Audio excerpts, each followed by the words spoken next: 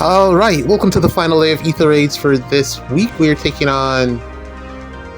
I don't know how to say that, man. I don't know. And we're going to go into this match with the Sita team because... Sigurd. Well, not really Sigurd. I just felt like this was the right choice. No. It's because of Felix here. Yeah, this is the... Well, breaking the blocks would have been annoying to do. And then testing the trap would have also been annoying. Getting up there is just annoying. This is just too much for me to figure out like right now. So we're gonna go with the easier approach, which is to tank it with Sita. Felix here, because of the Celica ring, would be able to warp behind the majority of the teams that I would have brought. And yeah, unless I was able to take out what's her face, Neathhogger, I wouldn't have been able to warp up with higher ground, so that wouldn't have worked. No one with pass, unfortunately. No one with pass that can take out Neathhogger. She would have to go down. And without that, I wouldn't have been able to get up there, and then the traps would have been also pretty annoying to deal with. So, Sita. That's the conclusion of that decision-making tree. Downside is I think I've already lost because my starting positions are bad. I'm a little bit concerned about what Celica will do because it's looking like Saline is going to be exposed. I can't think of a configuration where Ratatosker, who will have the job of stopping Felix from warping, because I don't know what direction he's gonna walk in. Yeah, so Ratatosker's job is to stop Felix from warping, but I have to get her to where Saline is, I think. And then where do I put Saline aside from below the snowman? I should have swapped Saline and Peony's position, I think, but I don't see it working out for me because ultimately Ratatosker, I think, needs to end up in the middle spot here, and I don't know how the other two who are over there are going to move out of the way to make that work. So yeah, that's what I'm trying to figure out right now. Defense, very good defense. The only unit that's really exposed is... Well, no one's really exposed here. Great use of the structures, particularly the fortress placement, because that would have been my avenue to go up and attack Celica. That would have been my main target, but because of the fortress being there, it's a little bit more difficult to go up through that side of the map. So even though they don't have a near save, the placement of the structures has really paid off in terms of blocking me out, and that's what's really keeping me from trying to use some type of melee Gale Force strategy here. Range Gale Force, this week I feel like I made well, it's not necessarily a bad call, it's just that I couldn't fit her in. I'm really missing Shez, Christmas Shez here. Typically she would have been the one to break through these type of block teams, but I just can't fit her in. Should have been on like a range Gale Force team. I think what I should have done also is probably I should have put Neathhogger in the middle, but I already hindsight here, yeah, it just didn't work out for me.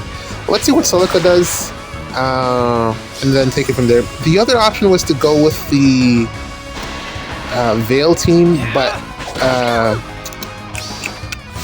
Neathhogger wouldn't have killed Veil. Neathhogger wouldn't have killed this Felix in one hit. So that's the worst outcome.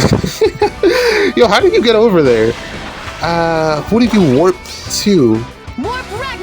How did you... I think she had Sigurd ring. Okay. Yep, that's about what I expected to happen, unfortunately. That sucks. But It's okay. I think I lost from the start. Just with my As you say. layouts there, that was just bad. But GG's, man. Great. Forced me into an error. Good defense there. Let's play another one, man. Alright, so SD Dama is our opponent here. Let's close this one out. This is a team that I ended up with. I was thinking of using this one for the last match, but as you can see, Ratatosker is not on this team, so Felix would have been a lot more mobile in terms of who he would have warped to if he survived the combat against my Nidhogger, which I think he would have, because he would have gotten the null follow-up from Celica, so he would have then been able to work with somebody. Yeah, it wouldn't have worked. So, yeah, no Felix here, or no Celica either, just Sigurd. And we have Veil specifically for that. So yeah, Nidhogger wins this matchup because without the AoE, Sigurd isn't that much of a threat to her. So we're just going to put her up front, which is the strategy that I landed on. This was a team that Xander was on yesterday, and I booted Xander out for Ather, because healing from Ather, in case, you know, the enemy Hathorn is hitting me with Fatal Smoke, or I get hit with Fatal Smoke somehow and I just can't heal, I will at least have the 20 healing in combat from Hathorn's Divine Nectar. So that's why she's here, but it does mean that I don't have an enemy phase unit aside from Nidhogger on the team, so we're just going to let Nidhogger do it. No other choice here. And then Dimitri's here because he's bonus. And also, he is going to be able to take out Rhea with Brave hits. So that's really why he's here. So, Addition, Marissa, and Hathorn. But I don't think this is going to be the final team combination. It's really just set up like this until I get a unit that can just solo Rhea. Because I did, you know, a couple of tests, and no one was really able to do it without Brave support. Which is pretty unfortunate, but also good at the same time, because it means that I can keep using Rhea as a near save for the foreseeable future until I see someone get released that can actually do it. I guess Brave Crown can do it if you have the right build, or Miracle support, plus Fatal Smoke, but that's a really specific team combination that I don't really see going around too often, so I don't really have to worry about that too much. And if it does happen, I can always just swap to, what's that skill called? Surveillance and Shield, so that she won't take the armor effective damage. But for right now, Rhea just survives pretty much everything unless there's some type of Brave quad hits, which I haven't seen too much of. So yeah, this is the team comp. I think Dimitri will still be able to do it even outside of bonus season, but I don't know. Like, Dimitri's spot is not like permanent on this team, so that is a rotational slot, meaning whoever's bonus is probably going to go into that slot that Dimitri's in, and I can't think, like, the next rotation is Yunaka and what's her face? Nell. I guess Nell will Omni Tank, so yeah, I guess that's one solution. Okay, so next week is fine, but then the week after that, I think we should be heading into, what was the banner? The most recent, the banner that we just got, the spring banner, and from that selection of units, I guess Ather could be a frontliner. Okay. Alright, so it's looking okay. It's looking like we should have a good unit to swap in and out for the Dimitri slot there. Ather was barely able to do it when I was doing some testing. She was barely able to. It really depends on who the support is. And she, of course, again, she needs the quad, so yeah. Dimitri really was the one that fit the role the best, and then also Xander could do it, like, but also he needed to quad, unfortunately. So yeah, we don't have a unit in the game yet that just solos Rhea aside from Brave Prom. On defense, in Ather Raid's defense, in Summoner Duels and the other game modes, plenty of units can solo Rhea. But for defense, you definitely need the or for Ether Raids, you definitely need the Marissa support or Brave support to get through. Otherwise, he's just going to live on one and or just kill your unit on counterattack. So this is the team that I ended up with. It's okay, I guess. Neathauger at least doesn't have to worry about Sigurd, so that's a positive because of Veil. So yeah, I don't know what else to say, man. It works. It works for now.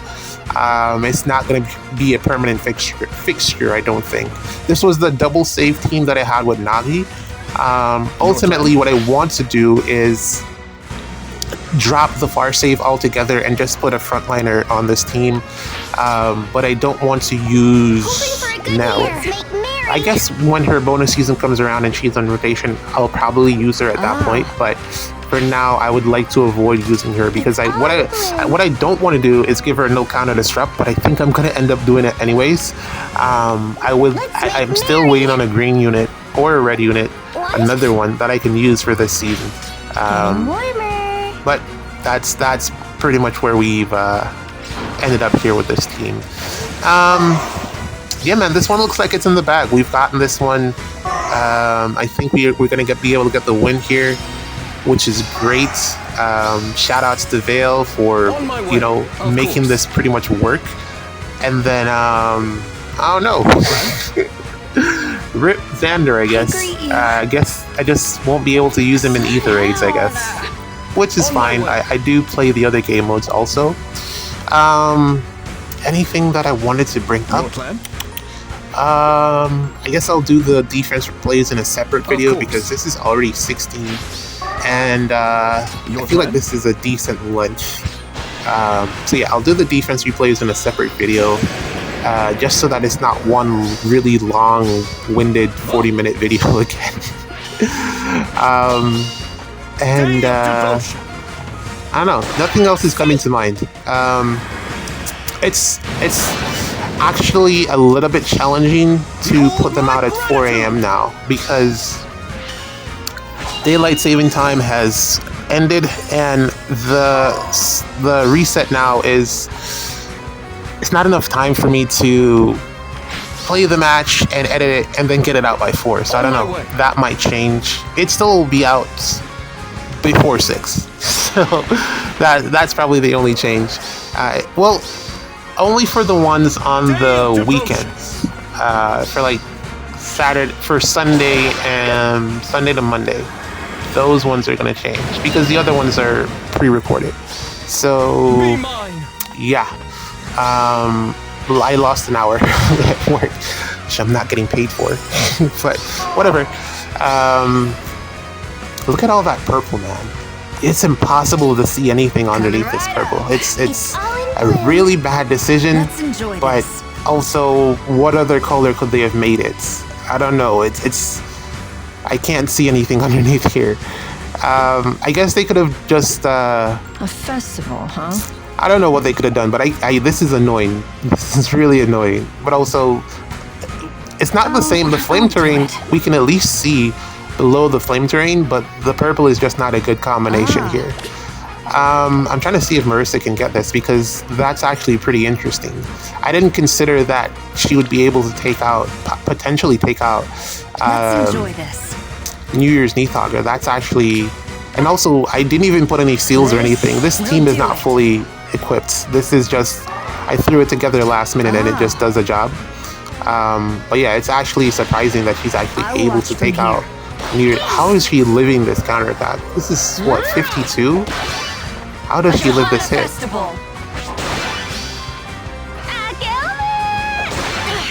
That is interesting that she's able to survive there.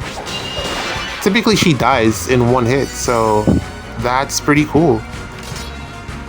Alright, I'll keep that in mind for future reference. This is probably the first time that she's been able, typically when she she is dying in retaliation. So I'm quite surprised that she was able to live that hit, actually.